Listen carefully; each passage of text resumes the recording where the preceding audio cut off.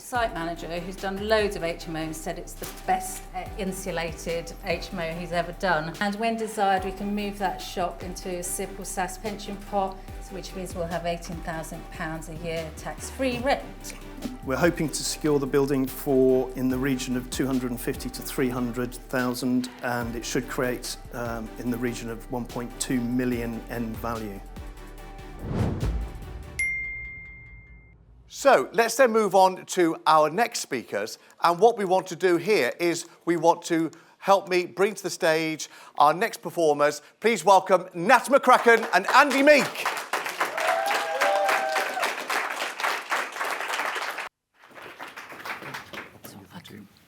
you'll bring another one. Okay. Right. Or shall I? Okay. You start. Do you want to go over there? Yeah. Right. Hello. Yeah, great to be here, and humbled, as Sunil said. So who we are and our why. Well, my background is marketing and then the charitable sector as a consultant.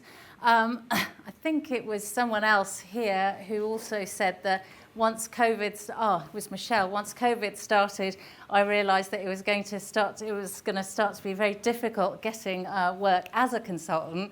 So in between making some job applications for jobs I didn't really want, I started watching some of Simon on YouTube, and our sort of nascent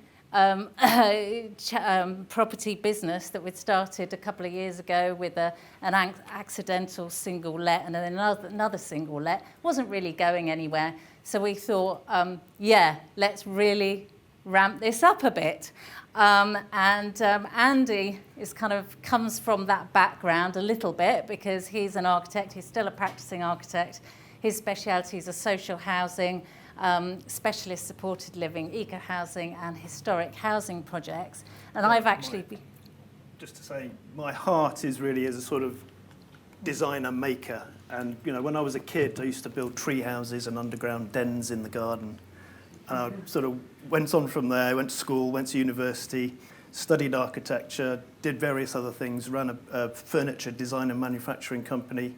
And for the last 20 years, I've been practicing as an architect in social housing, specialist supported living. I've done eco-housing projects, passive house projects, and historic housing refurbs. So as you can see, we've got a bit of a background there in that it sort of fits together some of our knowledge, I guess, in vulnerable people and supported housing. And also I've been telling Andy for years that we should be doing this really. Anyway, but now he's... and now I've listened. Now you've listened, yeah. I'm always right. You've got to get, finally you'll learn that, I guess. So our why is to have independence and less stress. I think Andy was feeling quite stressed at work. And freedom of choice in what we do with our time. We're quite creative people, and we like working together, and we want to leave a legacy of interesting projects that we've delivered as a team. And we want to create good homes for vulnerable people and financial security into older age. I don't have a pension. I've had such a messy career, it's untrue. So. And you can't have a better pension than property, as most of us have worked out by now. So our main strategies, we've tried to be very focused after learning such a lot of all the different strategies, knowing kind of what suits us. And I think I know very clearly what my weaknesses are, which helps. And Andy's gone down to a 3-day week, but he has only got 2 days. So we're doing 4 days. 2 days on our. Yeah. So I've got 4 days of the week left on property. Yeah. Okay. Yeah. Remember, Nat's always right. Well, I try and make it so. Well, I don't know. You've gone into this crypto thing now as well. Yeah, That's your fault, Simon.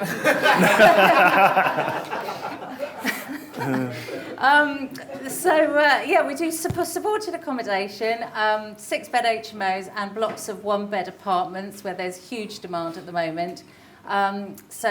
We sign a fully repairing lease with a housing provider for 5 or more years, and then we can hand over full responsibility for the management of the property. Like Adam was saying, I hate admin, so that's just brilliant. There's always an exit B strategy into the private rental sector by choosing the right location and making sure the HMOs are of really excellent quality, and they are good enough to be professional HMOs. They really are. Then commercial to residential conversions, which is really fun from an architectural point of view. Retaining the shop on the ground floor, which is great income that just comes in. You don't need to manage the tenants much. And converting the upper floors to apartments, or take the blocks of offices and convert them into apartments. And the third strategy, which fits really well with the strategy 1 and 2, I guess, is the title split on blocks of apartments, which we wouldn't have known about at all, obviously, apart from coming on Mastermind, where we title split to increase the total value of the property, which can be astronomically, it can make such a difference, as you'll see in our one of our case studies. And that obviously is because we're looking for 1-bed apartments and creating 1-bed apartments. So the first case study is everyone talks about BRRL deals, so now I've got a BRRL deal, that's what I call them. So buy, refurbish, remortgage and lease. So we bought this house, which is it's a 4-bed house, but it's actually massive inside, and we're changing it to a 6-bed, 5-bath, and it could easily be big enough for 7 beds, if not more, old-fashioned style HMO. But because it's for supported living, we know that we can get a better deal if it's got lots of communal space, and we're just keeping it as a really lovely house. So that will do us as a 6-bed. So the purchase price was 167. Value after development is 407, because there's an uplift in value because there'll be a lease attached to it. The equity we have in it is that. We are putting quite a lot of money into it. So there's the 5-year lease attached to it, which means that we don't need to worry about fuel prices rising, we don't need to worry about managing the tenants or anything like that. No running costs, therefore the monthly cash flow is that. So the exit B will be that private rental HMO. So because it is that quality house in a good location, the foreman who's done, the site manager who's done loads of HMOs, said it's the best insulated HMO he's ever done, shows that kind of thing means that you can get really competitive rates from housing providers, and that's made it just a really good deal for us. And then the valuation uplift means that, you know, it's really worthwhile doing that as supported accommodation, as well as making this a really nice home for ex-homeless people. And I sort of welled up, as I do, as you know. I welled up when I went there the other day to see it in its near state of completion. So this is the next case study, which is Shop and Uppers. The essential designs there has now been replaced by a barber. I haven't got the latest pictures.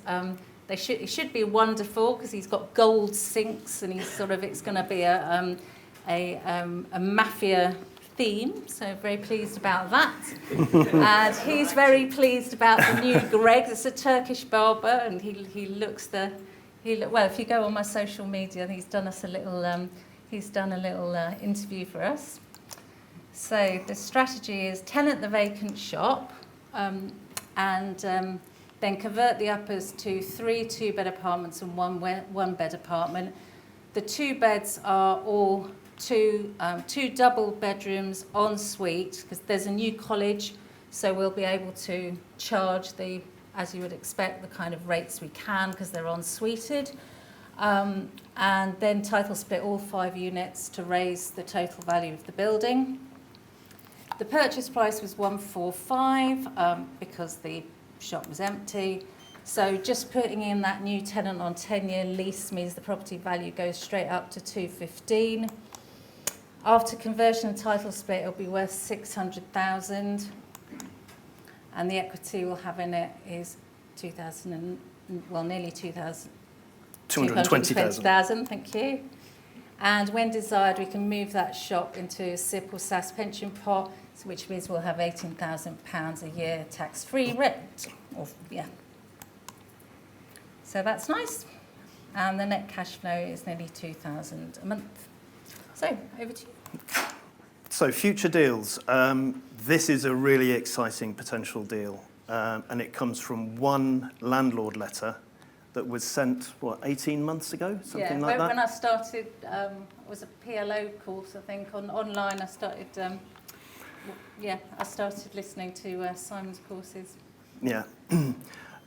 So it's a dilapidated property, and it's in a great location in Nottingham. Currently, it's 9 bedsits and 3 flats, but in terrible condition. The 9 bedsits share literally 2 shower rooms, a bathroom, and a separate WC, and the 3 flats have got their own, but 9 bedsits with that kind of accommodation. There's mould growing on the walls. The heating is shot. It needs an awful lot of work doing to it. So the plan is to convert it to 8 1-bed and 1 2-bed premium apartments, and then title split. As I said, it's a problem property. It's actually condemned by the council. There's difficulties in terms of rehousing tenants. Some of the tenants have been in for 30 years. So, we have significant building improvements to do, and quite a lot of work. Also, it's in a conservation area. The vendor, unfortunately, due to personal circumstances, isn't really capable of addressing the issues. It's not on the open market, and there are no other purchasers yet at the moment being considered. At all? They won't. They said they won't, yeah. No. So the owner has agreed to a conditional contract, which is great. We need to put in a formal offer, which will actually be 2 offers based on 2 different scenarios. One where we ask for vacant possession, the other one where we don't and we take on all the issues. A deal will be done with a JV partner from Mastermind, actually Ratika and Sam.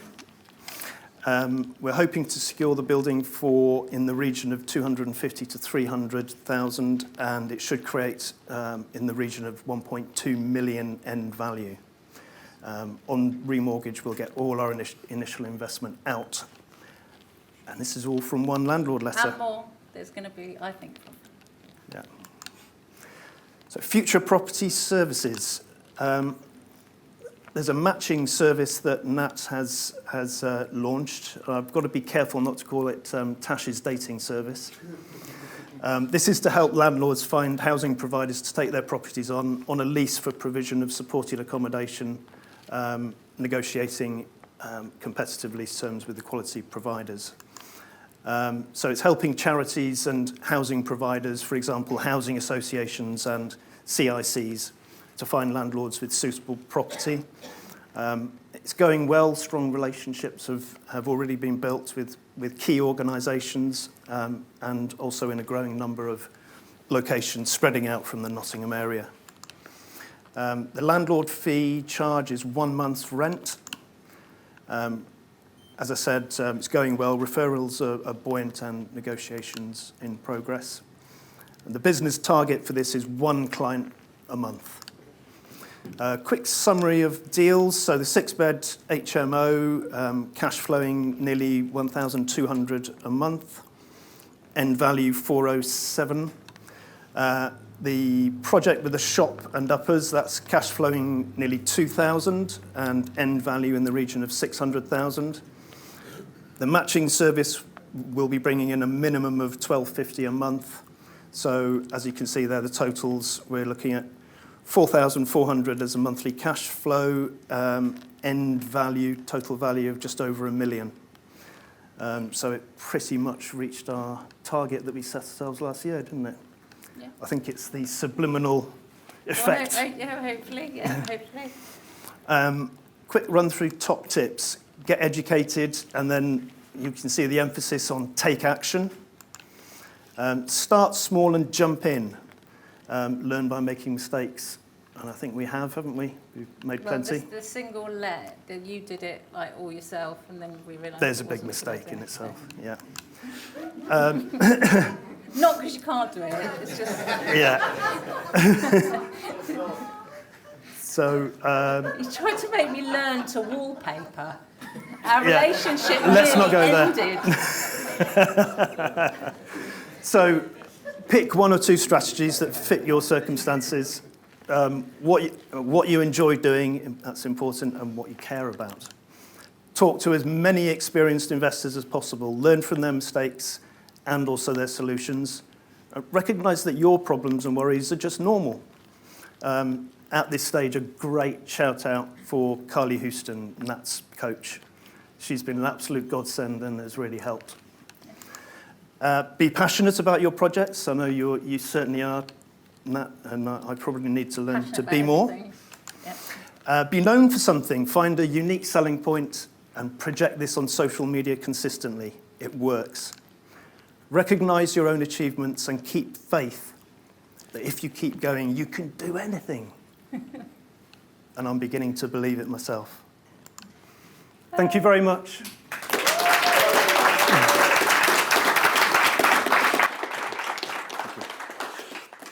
What a great story, and I think it's lovely, isn't it, when you have a relationship, you can have a bit of fun whilst you're investing in property as well. Very inspirational. Let's put our hands together once more for Nat and Andy. I do hope you got massive value from watching this YouTube video. I'd encourage you to click on the link below to come and do the online training with me. And I've got another video lined up for you, which I think is also going to be really useful that you should watch once you've registered for the online training with me. So invest with knowledge, invest with skill. I'll see you very soon.